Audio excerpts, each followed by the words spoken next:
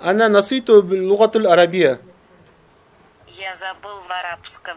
О возможностях интернета все когда-либо слышали, но никогда не представляли, каким сложным окажется этот путь к просвещению. Ой, мы многого, оказывается, не знали. Честно говоря, тяжело запоминать некоторые функции в телефоне. А еще непонятные термины и слова-неологизмы. Это социальная акция организована властями дать возможность имамам, главам муфтият приобщиться к современным информационным технологиям.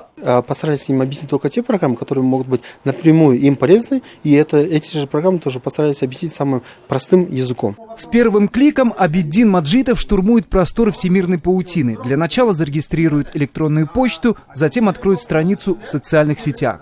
Я могу написать статьи, допустим, хадисы, что в шариате, в исламе такого нету.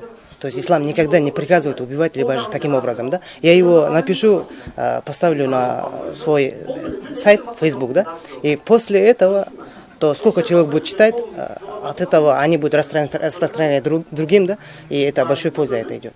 Образовательная кампания в первую очередь посвящена борьбе с религиозным экстремизмом. Имамы учат тому, как уберечь молодежь от ложных идей радикалов, которые успешно вербуют людей через социальные сети. Сегодня на сайтах Одноклассники, Facebook, ВКонтакте зарегистрированы тысячи пользователей, активно призывающих молодежь к джихаду в Сирии и Ираке. Дела имамата – это очень важный, как бы сказал, роль имеет, потому что распространение информации, чтобы мы не поддались вербовке.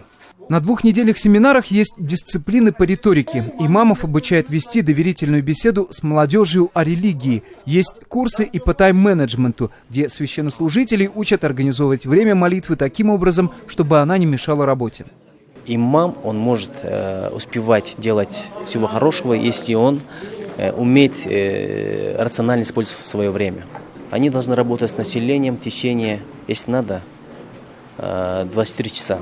На курсах сегодня порядка 150 духовных деятелей Бишкека и его окрестностей. Лекции проходят с аншлагом. Имамы увлечены гаджетами, социальными сетями и, кажется, готовы ответить на любые вызовы современности. Организаторы, в свою очередь, обещают провести подобные семинары во всех областях республики. Адилет Бектурсонов, Азат Нтымаков. В настоящее время Бишкек, Кыргызстан.